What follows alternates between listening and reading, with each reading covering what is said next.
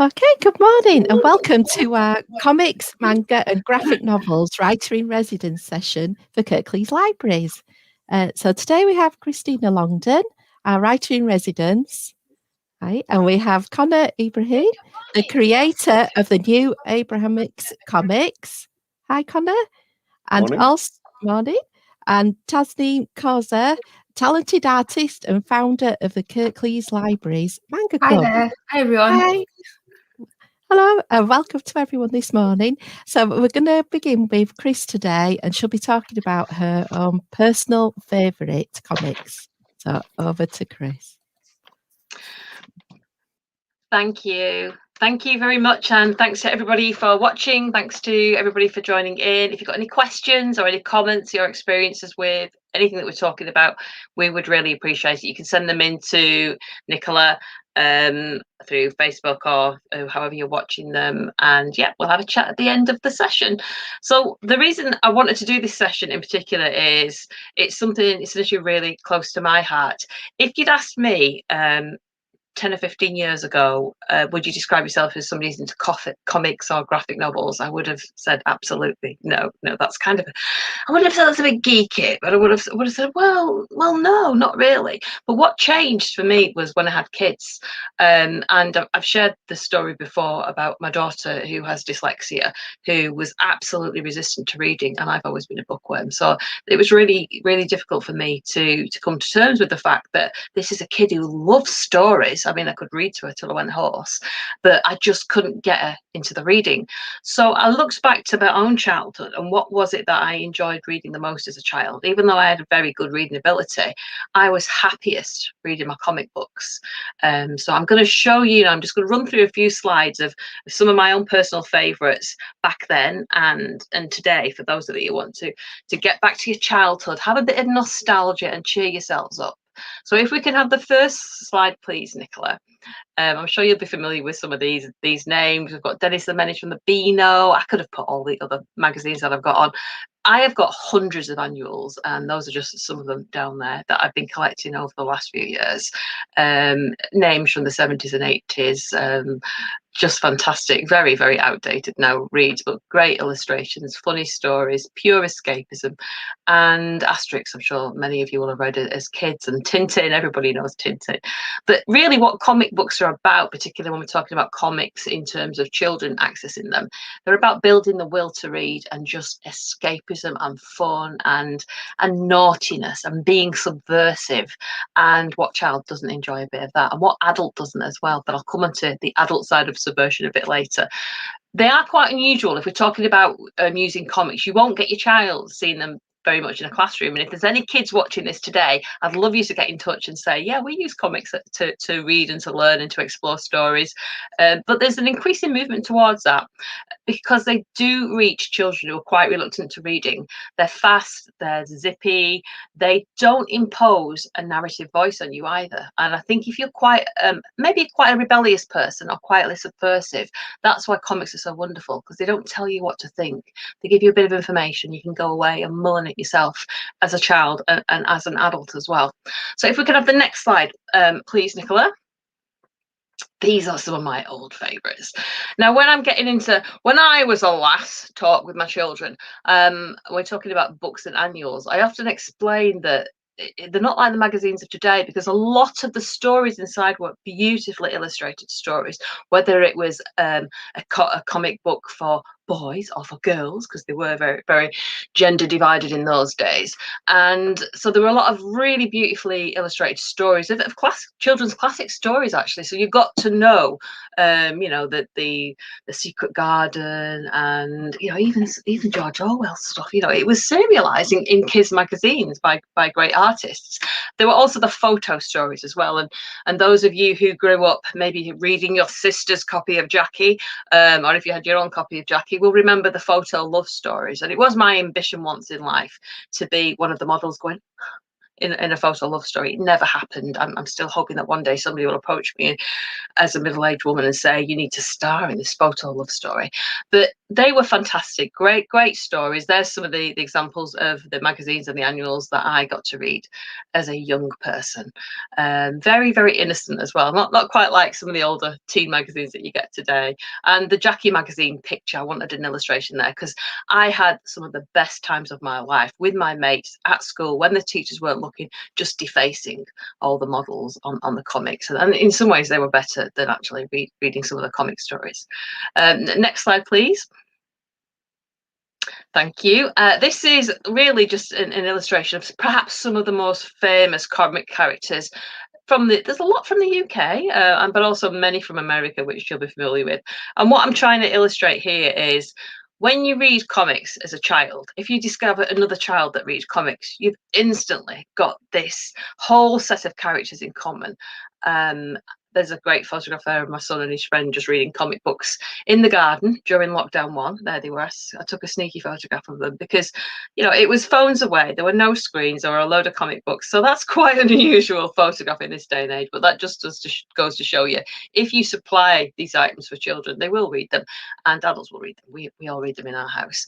But one of the things that I've particularly found as well is it's the learning that you get from a lot of these famous comics, such as Asterix, for example. I say Asterix taught me how to read Latin. Okay, I'm not great at it, but I know a lot of Latin just from reading every single Asterix book ever. I couldn't speak it, but I could understand it when you give it me because of the jokes that were in Asterix. Garfield was a favourite of mine when I was young. Both my kids loved Garfield. Peanuts. I mean, Peanuts is the original one, the original famous one that hit big time. And we also took comics to Africa a few years ago. We used to live in Namibia, and a lot of the kids there just have no access at all to reading material, certainly not at home. So when we went back for a visit, we just filled our suitcases with comics, which the local people of Netherton had supplied comic donations. We took them back to the kids so that it would help to improve their reading abilities. They don't even have so much as a cornflake box to read. They wanted to read. There was nothing for them to read. So again, it's something that I think we don't consider how lucky we are with these written materials in terms of books. Comics are so much more accessible for people to read. And one of the other strange stories that I always like to share with people is when my daughter got into the Beano, she was playing the flute at the time, and she wrote a letter to Sir James Galway, as you do. Absolutely astonished when he replied. And they ended up having a bit of a chat, becoming friends. And his big hero was Dennis the Menace. And then he discovered that she liked Asterix. He sent us some Asterix books, and we were very lucky to meet them. So there's Sir James and Lady Galway. They're bonding over the love of comic books, which I just think is a really nice thing to tell people. This is the thing about the comic crowd and the graphic novel crowd and the manga crowd. Once you get into this genre of reading, when you meet somebody else, it's almost like that's an instant friendship. You know that person gets you. You've been there on those stories, on those journeys, and you have a lot in common. Can we have the next slide, please? Now, I have a problem with snobbery in the world of literature. And that's why I think I might have been quite reluctant a few years ago. If you'd asked me, are you a fan of comics? I would have gone, well, it's not very high art, is it?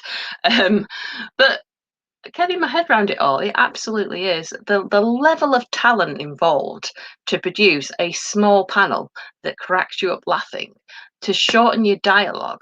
I would say if there's anybody out there who is interested in script writing, comics and graphic novels are a fantastic way of sharpening and shortening your dialogue so that you get the punchline across straight away, so you get the meaning to whatever message it is that you want to convey. This is one of my own favourite comic strips, Calvin and Hobbes, which I'll talk a little bit more about in a minute. Calvin and Hobbes is an American comic, but I love this panel in particular because it's kind of taking the mick out of people who take comics seriously. They should be taken seriously, but they're also very funny.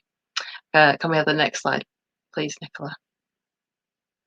This is a collection. Okay, Calvin and Hobbes. I actually want to do an entire session on Calvin and Hobbes if somebody lets me do it, because I discovered them when I was 13, and it was in one of the Sunday newspapers that my parents read, and there was just a panel per week, and I had never read anything like this before. I'd always enjoyed comics, I'd liked Peanuts, but Calvin and Hobbes just blew me away. And then I managed to get hold of one of the comic compilations, and then I managed to get all of them, and I still have them here behind me utterly dog-eared. The kids have read them, you know, till they're falling apart. But we have every single one. And if you ever want to buy a brilliant gift for somebody who's got a great sense of humour and do like smart, funny stories, you have to get Calvin and Hobbes. And the reason why I think it's such a genius strip is it's so subversive, but it's so clever and it's so multi-layered. And it kind of epitomises everything that a comic strip should be about, that appeals to both children and to adults, in that it links huge ideas, existential ideas, back to a child's personal experience. So it covers things like parents, why do we have children in the first place, how difficult it is having children, schools, teachers, bullying, relationships, fantasy and escapism. So there's a lot of panels in Calvin and Hobbes where he escapes into a fantasy world because he's a big comic reader himself. And I think this is a little collection for those of you that love the libraries. This is my library collection. So Calvin discovers libraries and he discovers books and he discovers the power of books, but he also likes to ring up librarians and hassle them, which tickles me no end. I've never done that. I would never do that. But one of the other things about Calvin and Hobbes as well is the author illustrator, which is quite unusual. Maybe chat to Conor a little bit more about this later, but it's quite unusual to be both the author and the illustrator of a comic strip or a graphic novel these days. But Bill Watterson did just that. His hero actually was Charles Schulz, the founder, the author and illustrator of Peanuts. So you will see sort of similarities, similar kind of sense of humour. But I think Calvin and Hobbes takes it to another level. But Bill is absolutely elusive. There's even been a book written, Finding Calvin and Hobbes, because he is so low profile. He only did this work for a number of years, and he decided he wasn't going to do it anymore. He sort of think he cut it off at its prime in a way. A lot of people say that's quite the right thing to do with something that's really intelligent and funny. And so it is an absolute treasure. And I think one of the reasons Bill Watterson, he's got to be one of my heroes, is because he didn't sell out. He didn't license Calvin and Hobbes. This is why you may not have heard of Calvin and Hobbes. You won't go out there and see it on a mug, on t-shirts, because he decided he wasn't going to make the money from the merchandise. It was a work of art. It is a work of art, and it's very standalone, and it almost dilutes something that's fantastic the minute you see it everywhere. So that's why I'm sharing my particular rant about Calvin and Hobbes with you today, because I do think it is one of the best things that I've ever read. Whatever mood I'm in, it will take the edge off it. I really think the NHS should have Calvin and Hobbes on prescription. So I've said it, it's out there. Next slide, please, Nicola. Again, this is another one, just little illustrations at the bottom of some of the wonderful fantasy panels that he has, and the run-ins with his parents. Dad's always miserable dad who doesn't want the Christmas tree up, and mum's always kind of like having to sort the problems out, and the poor teacher, you know, the teacher really is his nemesis in all of this. It's just a wonderful thing to read, and there is something for everybody, no matter what your age. I mean, I've seen you know, my granny used to show her Calvin and Hobbes. She used to even laugh at it. Never mind a 3 or 4 year old. It is a great strip to read and to pick up. If you've never read another comic strip, pick up Calvin and Hobbes, because you will become addicted. The next strip, I'm on the strips here. Next slide, please. These are some of the graphic novels. Now, after I did this and I sent it to Nicola, I was tearing my hair out because I thought, I've forgotten this one, I've forgotten that one. There are thousands. And it was the graphic novels really after the comics. When my daughter got to a certain age, you never outgrow the Beano, but when she got to a certain age and I was trying to get her into longer reads, if you like, I discovered graphic novels. So some of the classics, there's Pride and Prejudice, for example, turned into a classic novel. All the Dickens you'll find in Kirklees Libraries. All the literature that we will love our children to read, but a lot of them don't have the patience to read it these days, are interpreted in graphic stories and done incredibly well. So we are the family that struggle out of Kirklees Libraries with bags and bags of books of graphic novels. So this is a few selection of the things that I've had. All of them, I think, most of them from Kirklees Libraries. And what I love about them is you don't just get the fantasy stuff, and you don't just get the imaginative and the realism. There are so many authors out there who are household names, you know, Neil Gaiman, Alan Moore, but then there are others as well who perhaps haven't achieved such levels of fame, or you know, they haven't been serialized, like Watchman, for example, or put into a movie. And people that absolutely love, like Joe Sacco, who has the books down there at the bottom, Palestine and The Mixer and Seyfried Goradze, which are about conflicts in the world and are about human nature and why does war happen, but also proper not photojournalism, but illustrative journalism. He has been there. He has been on that journey in those places. The people he interviews in those places are then turned into his drawings to tell the story. And a couple, a friend of mine also on here, Raswan Al-Haq, who's done Phobia Stan, which tells about growing up in 70s Britain, facing racism, Islamophobia, and through absolutely stunning illustrations. Perhaps not strictly a graphic novel, because it's not done in panels, but I would still argue that it is very much an illustrated story through graphics, telling a true story as well. So those are some of my favourites, but there are thousands more. And once the library opens, you can go in and see them. But there are many online, which Nicola will tell you about at the end of today's session. So if I can have the next slide, please, Nicola. Then we're going to go into manga shortly. I will speak to a manga expert because I've never heard of manga. And I just didn't, when I did hear about it, just thought, well, that doesn't appeal to me. And because my son had done Calvin and Hobbes to death, I mean, he still reads them to death now, but he was really into his comics. He wanted to find out more and more and more. And a few people said to me, have you tried manga? Well, I didn't even know what manga was.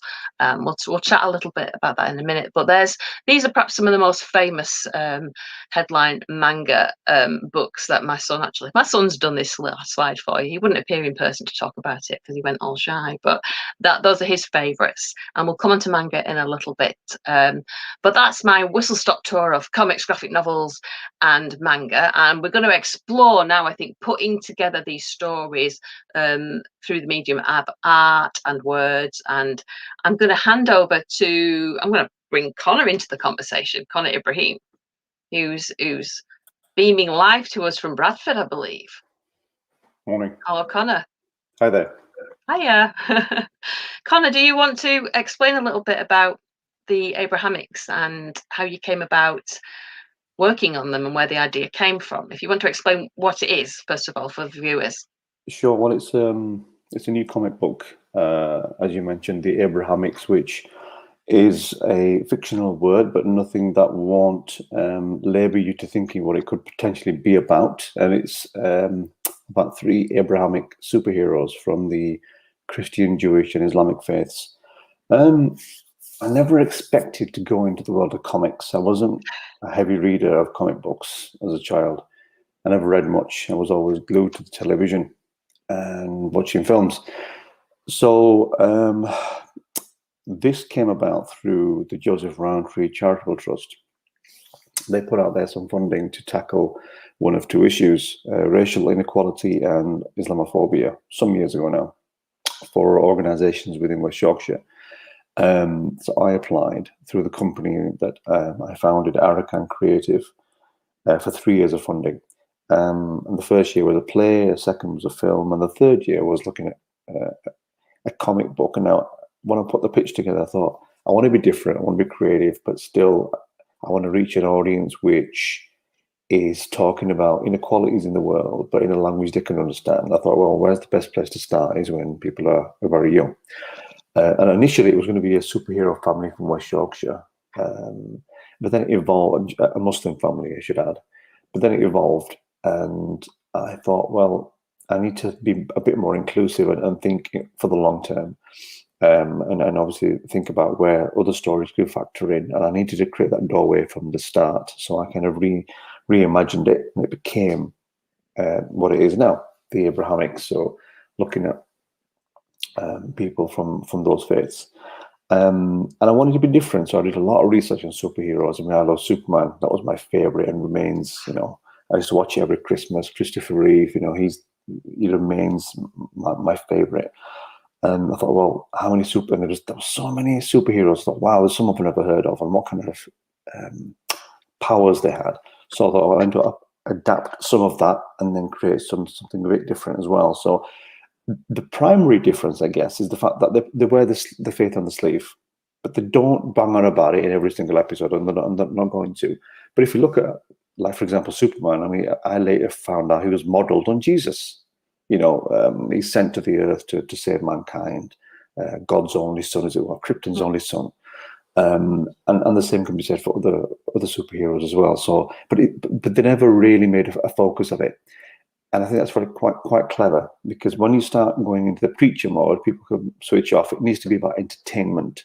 So whilst the title is very faith orientated, the stories will be more focused on the kind of, the nitty-gritty of arcs and development and all the rest of it. There will be smatterings of mentions of faith as well, and I'm going to be equal between all three of them.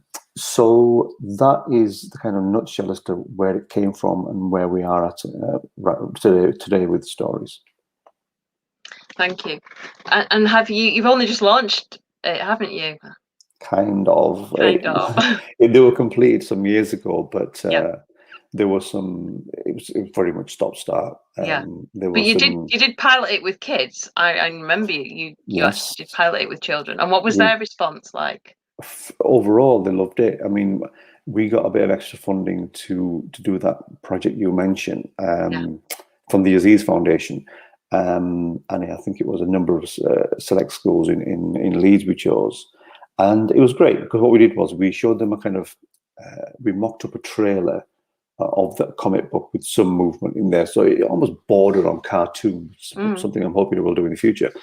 And then we did a workshop looking at the different faiths, and they were very young children, so we broke it into groups, and we kind of asked them to do montages, using their own bodies and any props laying around, to create symbols that symbolise each of the faiths. So the crescent moon, the Star of David, etc., and the cross. But yeah, overall, it was crucial, because the audience is 7+, so I needed to gauge how much they can understand and take away from it, and whether they were entertained. And I don't think they was just saying it because I was in the room. I think they genuinely enjoyed it. So that was a great start. But then, there were some problems with the designer, the illustrator himself. Now we've since parted ways, so I'm going to be looking for a new one in the very, very near future. So it was very much down to him, and it stopped start, and he had some issues going on. So it just took forever, but we got there. It's like anything, creating anything, though, isn't it? I don't trust people who do it from within a few months and it's absolutely perfect. But you've seen the kids' feedback from it. I've seen my own son was one of the kids that was involved in Huddersfield in actually looking at it, and he was just wow. He felt really included. He was the beginning of something really new and exciting, and it completely the Abrahamix bit in terms of the three faiths completely went over his head. Not remotely interested in that. That's fine, absolutely fine. Those subliminal messages, hopefully he will, remember later on. I think they do. It's like I was saying with Latin and asterisks, it's only as you get older, you suddenly remember that joke for 10, 15 years, you go, oh, that makes sense now. That to me is the clever bit of comics, and like I was just saying at the beginning, you don't impose your narrative on something, you just plant a few ideas out there and people take what they want from it. And having seen the graphics and the design that you've used, and that is the bit that I think just it wins people over instantly, the quality of the illustration. I certainly hope so. To his credit, Jason, the designer, did a sterling job, and he was the second one, the initial one, because we stopped and started so many times now. By the time it came to getting things going into second gear, the first designer had other projects, so I had to find somebody else. But sometimes those things happen for a reason, and I wouldn't have found the quality I found in Jason ultimately.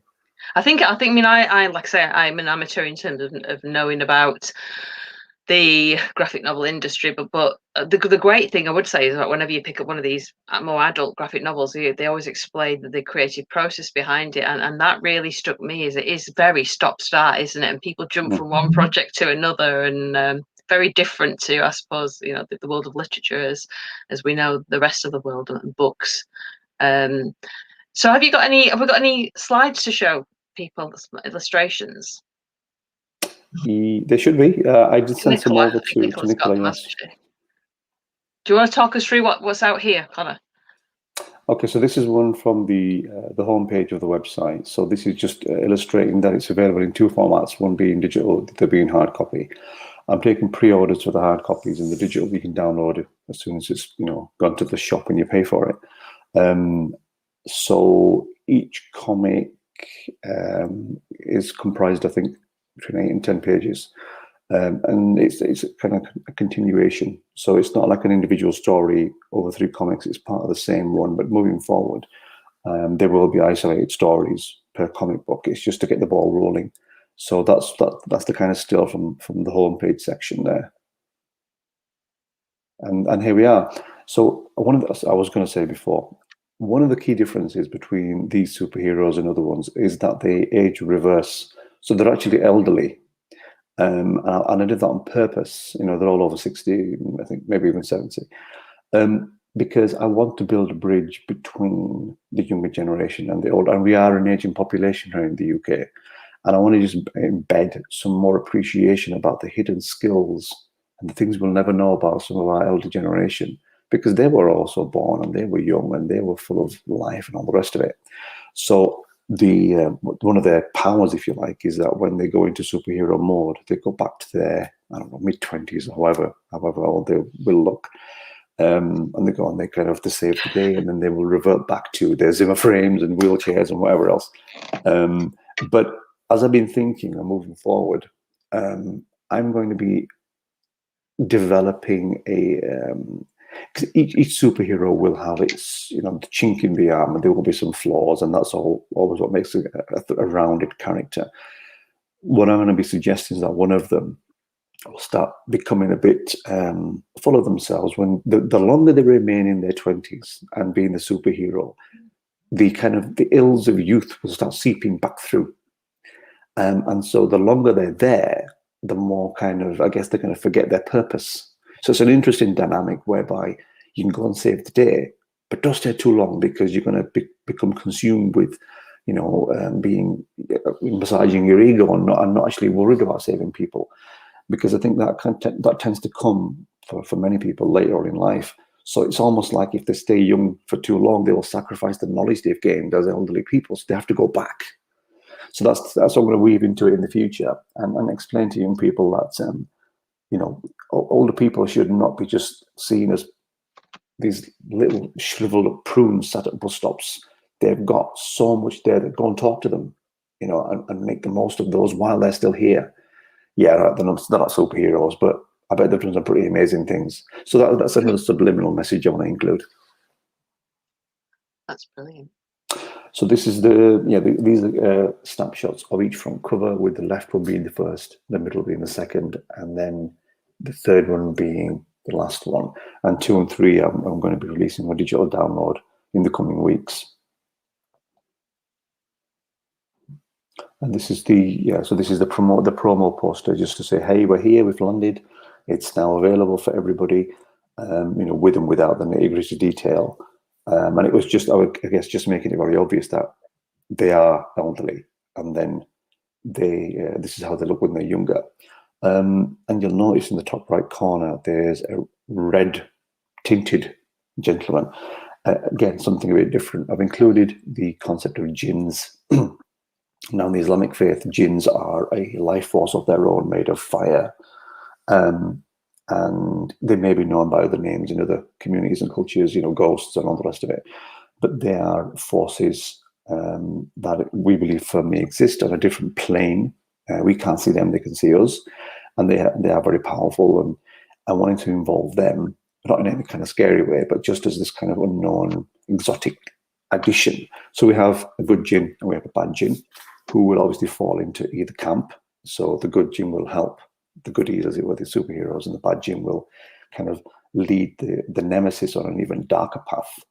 And I want to introduce that further, as the story develops as well. So again, some different twists to the whole superhero narrative.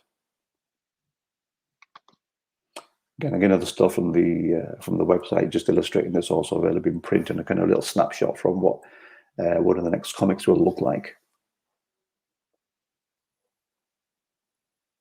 Well, we have it ourselves, so we know it's stunning, and it's fantastic, and it's a great read. And if it captures my son, who is very discerning on his comic books, and he is, when you said about all the different superheroes, we've got all the encyclopedias under the sun, so he knows them all. So for him to be convinced that this was a great read, it was fantastic. I think the thing that's coming across very strongly is you're challenging two issues that we have today in society.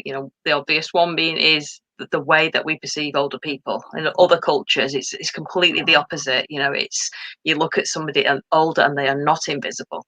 And in society today, the aging process, because of the way that we view older people, the way we treat them, renders them invisible. And I think it's really important you're getting that message across to children, because it will be a surprise for them to see an older superhero, because it's completely different to the way that comics and graphic novels have presented superheroes in the past. And we should, and we shouldn't do that. We shouldn't do that. You know, we end of the day, they're still people, and I think there's only a very, very small example. Like, for example, there's a Wolverine where it's set in the future and they're aging a little bit. Yeah. You know, there's not that many, and I think maybe that will be the new in thing. They're not going to be all chiseled bodied and fair haired or dark haired and, you know, all that business, because that inadvertently creates this image that you can only be a hero if you look like that, and it's not true. Yeah, and I think that's one of the great things that you're challenging. I mean, the thing that I love as well is we're at the moment, you know, it sometimes feels like we're a world divided over the issue of comics and illustrations. And to me, that isn't my world. You know, the world of comics and graphic novels is about subversion, but it's about respect, and it's about tolerance, and it's about looking at people's life stories and not being cruel and fighting things that are dark and evil. So I think it's fab that you've tackled that in a really nice subtle way of those three particular faiths. And again, if you're not a believer, it doesn't really matter, because it's still a cracking good story and nobody's going to preach it. So thank you for sharing that with us today. And it's great that you're from Yorkshire as well. What could be better? Absolutely. Thank you for having me. I really appreciate it. Can you stick on till the end, or do you have to go and No, I'm fine. I will be sleeping. I work nights now, so that's why I sound a bit croaky and look a bit like a dog's hind leg. But once we've finished, I will be going back to bed, but I'll be sticking around. All right, well, we'll shout if you nod off, don't worry. Thank you. Thank you, Conor. Thank you. Now we've got Tasneem Kausar. Some of you might recognise her cheery face from Kirklees Libraries, she's involved in Kirklees Libraries with a number of hats, but she's here today to talk about manga and the work that she does with the libraries and with the manga club in particular. But my first question, I hope you're ready to answer this, Taz, is what is manga and why is it different to cartoons and graphic novels? Oh, hi there, Christina. First of all, thanks for having me on. Actually, that's one of my pet peeves when I was growing up. I hated when people called manga cartoons, because not that I hate cartoons at all, but I associate Looney Tunes with manga. So shortly, so manga is could we put I think it's the second slide, I think, Nicola.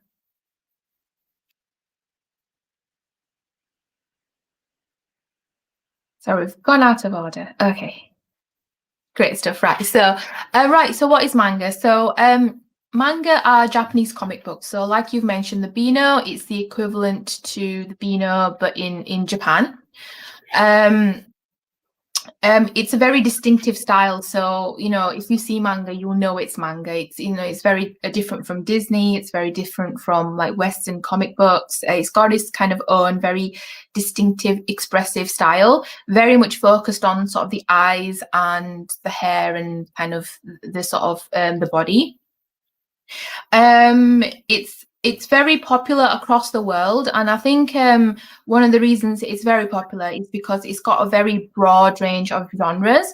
There's like there's fantasy, there's political manga, there's everyday slice of life manga. There's kind of there's something for everyone, and it also caters for all age groups. So it's not just geared towards kids, like Pokemon. It's geared towards sort of kids, adults, teens, sort of everything, and that's why it's so popular, because there is something for everyone. So manga is it's known to be printed in black and white, and originally that was because printing in black and white was much cheaper than printing in color. It still is cheaper to print in black and white than it is in color. And also it was the production time, so it's easier for artists to produce work faster in black and white than it is to do a full rendered color comic. So that was the original reasoning for it, but it's stuck. It's a style now. It's still printed in black and white. It has colored covers, and sometimes the first few pages are also in color as well, but the majority of the book is in black and white. As of September 2019, One Piece, which was one of Greg's favorite mangas that you just showed, it's a manga about Monkey D. Luffy, who's a young pirate boy, and his adventure to find the ultimate treasure, pirate treasure called One Piece. That in 2019 had sold 545 million copies worldwide, and so making it, I think it's the third most sold comic in the world. And again, it just shows kind of like the popularity like across the world. So there's manga and there's also anime, and they're very, very closely linked. So manga are Japanese comic books, whereas anime is just a shortening of the word animation. And it's basically any animation that's produced in Japan. But I'd say around 80 to 90% of it is based on manga. So how it works in Japan is manga is released actually chapter by chapter in magazines in Japan, sorry. So every week or every 2 weeks, a chapter is serialized in a magazine. And once it's got enough chapters, it's then condensed into a book, into a volume. And if it sells well, if it's very popular, then an animation studio will come along, anime studio, and they will adapt the manga into anime. So the styles are very, very, very similar. The manga is just a drawn version, and the anime is the animated version of the manga. So that's, again, anime is very popular, sort of, you know, across the world. So that's what anime and manga is. Thank you for that. I had to find that out, as you know, scrabbling around for information as an older person, not knowing these things. But what I have discovered is when we talk to people about manga, when my son talks to people about manga, a lot of the kids know what anime is. They're very familiar with anime because they kind of did anime first and manga second, whereas we did manga first and then anime second. And I still think if you said to my son, you know, you've got 20 minutes of time, do you want to watch anime, do you want to read manga, he'd go for read manga, which I think is really interesting because I could never get him off the screen, any screen at all, like most parents. But there is clearly something about the depth of understanding that he now has of certain manga that he favors that actually he feels is superior to actually being a passive reader, passive viewer rather, as a screen. So I mean, the amount of money involved is phenomenal for what you're saying. Yeah, no, definitely. I actually started actually watching anime as well, and then from anime I kind of went into manga. Back in when I was younger, there wasn't that much available in the West, in the UK, and definitely over the years it's definitely grown in popularity. There's a lot more streaming services online that are kind of showcasing a lot more anime in the West. And there's a lot more manga available to buy, you know, and also in the libraries, of course, as well, and digitally now as well. So it's definitely been growing. I mean, personally, when I discovered sort of anime manga, I mean, I was always creative as a child, but I think it was in high school when I first sort of discovered the style, and I was just absolutely like, I was like, what is this? And it was through a friend in maths class. She had a manga book, and she was, you know, secretly kind of just reading it, and I was just like, what's that? And you know, I kind of went home and looked into it, and that, I think at that point is where I seriously considered art as a career path. It was more of a hobby before, but I got so engrossed in it, so obsessed over it that, you know, I would just copy panels, and I think that's how I developed my style. When I was younger, like my drawing style was very heavily manga based. But obviously over the years, as you grow as an artist, other influences come in and your style changes. But manga would definitely be considered a really big part of my my art style to begin with. It's been a very, very heavy influence. So yeah, and I actually, what you said earlier about kind of meeting other people that are also into, like, you know, comics and manga and stuff. I totally agree with that. you know, as soon as you speak to someone who's like, you know, maybe reading the same thing as you or just generally into manga and anime, you've got an instant connection with that person. You're like instantly best friends.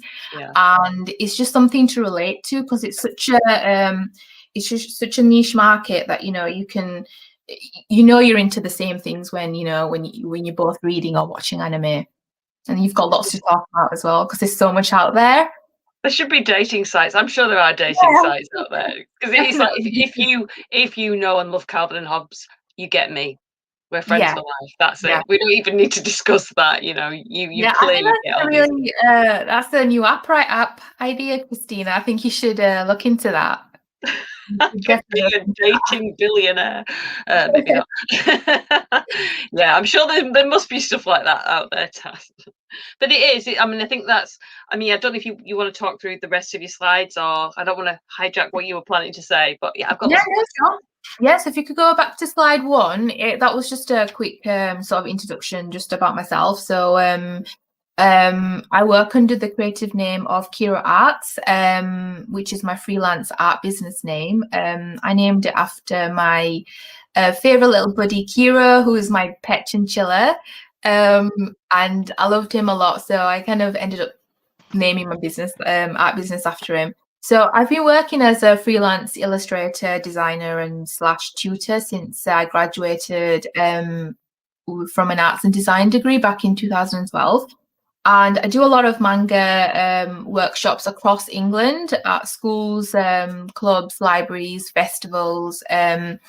And like I said, my style has developed from manga, so it's not very manga at the moment, but it's still I still love teaching it because that's where my origin is from.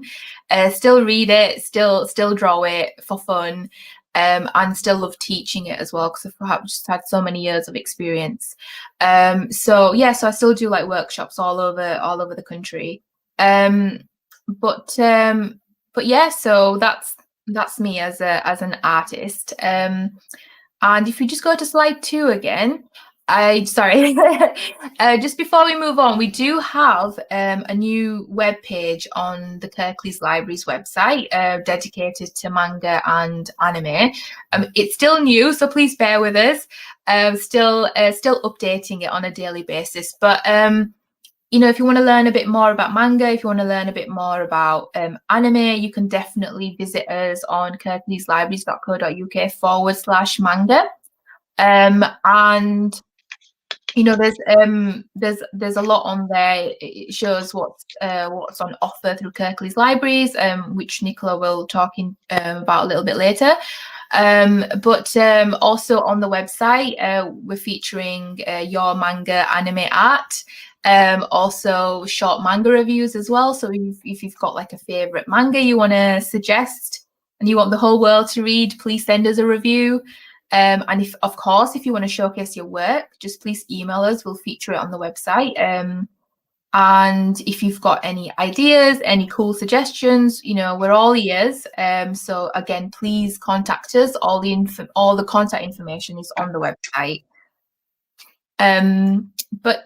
So Nicola, if we could just do slide 3, my last slide. So Kirklees Manga Club. Just a little trip down memory lane, just really quickly. So when I was in college, years and years ago, the Kirklees Libraries, they decided to trial out a manga club, and it was featured in the Examiner, and I happened by a miracle to come across the article, and I thought, oh wow, you know, you don't see a lot of this around. So I went, you know, along, and probably, I'm not exaggerating, but the best decision of my youth was to attend that club. It was actually a taster session, which then later on turned into a club. And I'm so glad I went. I made some lifelong friendships. I would say most of my best friends right now are people that I met at the club. Like you said, we just bonded over manga and over anime and just our love for the art form. And, you know, I would not have met those people if I hadn't attended the club. we got involved in so many like small and, you know, big projects, and it was just the best time of socializing, and we were sort of drawing what we loved. So fast forward to 2018, the library approached me and asked if I'd be interested in setting up another manga club for the younger kids. And I mean, I just jumped at the opportunity. I mean, I got so much out of it, and I really wanted to pass that on to the next generation. Also, I just wanted to give kids like a space to get together and, you know, discuss and, you know, just be who, you know, be what they are, be, you know, their love for manga. So yeah, so it was set up in 2018. KMC is an art club, so it's a manga art club for children between the ages of 10 and 13 years old. We meet 2 Saturdays a month from 11 till 1 at Huddersfield Library. It's free to join. All materials are provided. The library is very generous. But you must pre-register via Facebook or the website, and that's just simply due to the fact that we have space restrictions in the library. I wish we had like a massive hall where we could fit hundreds of kids in. But unfortunately, we do have a certain amount of bodies that can fit into one room. So you do have to just express your interest before I can sort of book you in to want to, you know, the sessions and stuff. But I would like to also say with the Kirklees Manga Club, it doesn't have to be just, you don't have to just want to enjoy drawing manga. It could be just, you just like to draw. We do have members that, you know, their style is a little bit more kind of Western, you know, like kind of like Superman, Batman, you know, comic book, and that's completely fine. It's just a space for kids to kind of get together and improve their drawing skills, learn new techniques, and just have fun. So yeah. If you are interested, we are taking new members at the moment. We've been meeting up online since lockdown, but we're on a break till June, July, when hopefully we can get back into the library. So if you are interested, please do get in contact. And that's it. Thank you. That's wonderful. And I should say I am biased because my son started attending, but again, he did it the opposite way around, I think, to some kids. He didn't even know what manga was. He just loved drawing, and he wanted to go somewhere to improve his drawing, because I think sometimes in the classroom, teachers, you know, they are so under such pressure to reach certain deadlines and certain mileposts and to cover certain topics. It's hard for them to give a kid that space to go and to be supervised by somebody such as yourself, Taz, who knows, you know, what good artistic sort of talent is, and to help to bring it on, because they're under the cosh themselves. So this was kind of a space for him to go. And I think at first he said, but I don't do that. I don't draw like that. I don't even know what that is.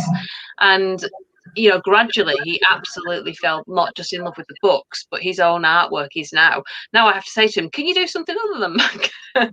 He can, but that's what he loves, and that's his culture, that's who he is, and his bedroom's covered in definitely. I mean, I'd just like to put in there as well, I mean, growing up, you know, I did art as GCSE, and not trying to throw my art teachers under the bus, but they completely hated the style. It was very kitsch, as my art teacher described it, and, you know, overdone and doodles, and you know, I was very, very much put off it.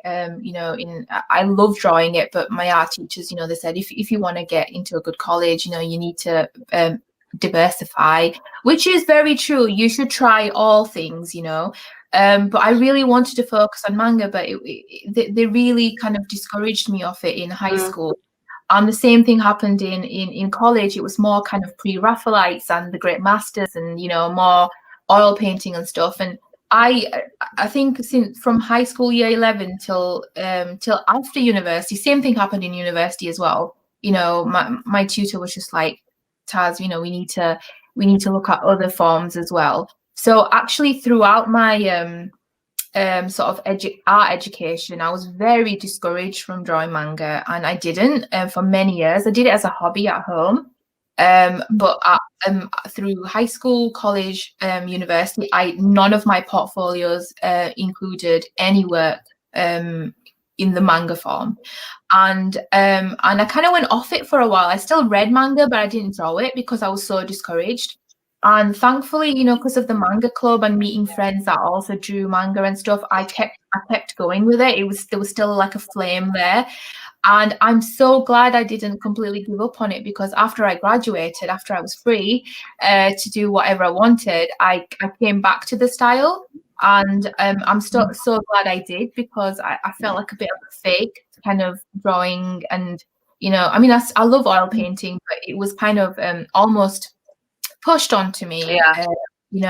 And so that's why I think these clubs are very important, to make sure that kids know that it's completely fine to be drawing in that style, and that there is work out there for kids. And I think that's why a lot of my teachers, they discouraged me, because they thought, it was with the best intentions, they thought, you're not going to find work in that field, so try and be more graphic based, or be more kind of realism, but there is work out there. You can find work within any field, as long as you've got passion and talent in it. So, and that's what I teach the kids at the manga club. Is we always start off with a manga style, but I always tell them to put their own spin on it, because I think that's what people don't like, is when you keep copying the style and don't bring anything new to the table.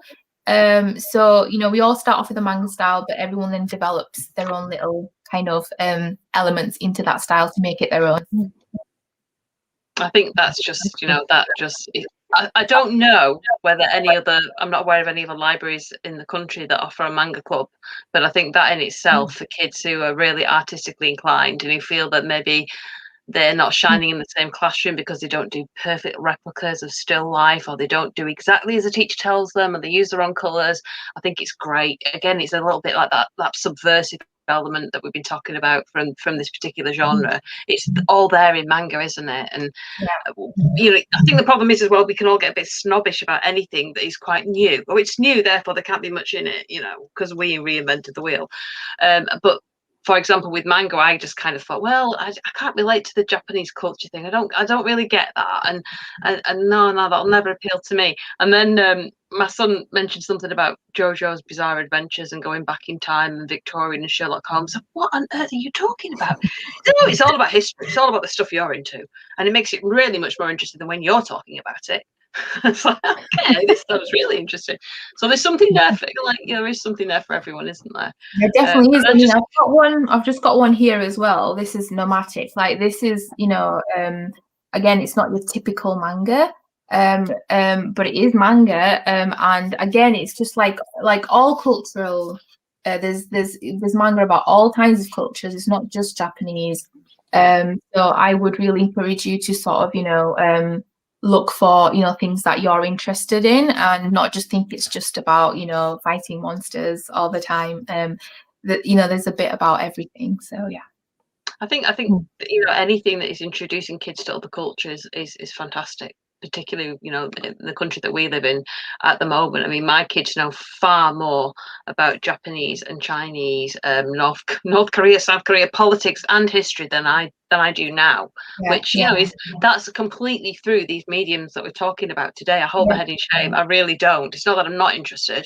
I've just never had a passion like art or anime or manga or music that's kind of introduced me to those other cultures. So I think that in itself makes it worth pursuing, and that's we've got to thank the Kirklees Libraries for this, because they have kept, I've said this throughout lockdown, they've kept us sane with the sheer number of manga that they have online. It's just kind of, can we bring Conor back in, unless he's fallen asleep? Yeah, let's get Conor. Could well be fast asleep there. But yeah, I mean, hi Conor. Hi. I'd love it if Conor's work could be made available in the library. So maybe that's something you're looking at pursuing, Conor. Maybe we can kind of support you in doing that, and let other libraries know about Abrahamix, and set ourselves up as an example. Yeah, super. I think we've just got a couple of minutes left, and I thought I'd just share a little bit of our ebook collection as well for everybody. So I'll just bring that up. Let's have a look. Search results. There we go. Yeah, so I just typed in into the search term on there. I just put in graphic novels, and it shows that there's 766 results for graphic novels. So there's absolutely loads and loads of ebooks that are available to borrow. So I'll just scroll down a little bit for you to see. There we go. So if you see, it goes on for 32 pages of them. They're all free to borrow. I'll give you the website in a minute, the website address. And also, if we type in manga, I'll just type in manga.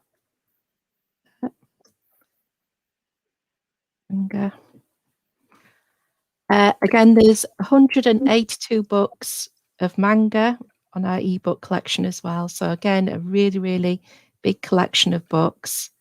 So I'm just scrolling down for you to have a look. There we go. So it's definitely worth going on our ebook website to have a look.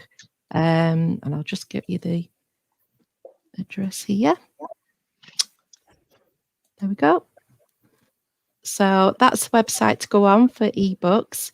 But if you have trouble logging on to that, we've also got the Libby app as well, which is here. So you can try either one of those, both. Either one or the other should work fine, and you can borrow as many books as you like on there. Okay, right.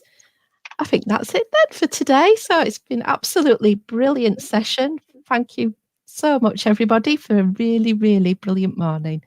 Thank you. Thank you. Thank you so much. Okay, and hope you've enjoyed it at home, everybody. Thanks for watching.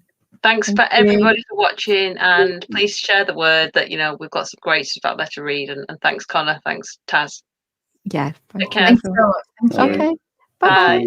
Bye. Bye.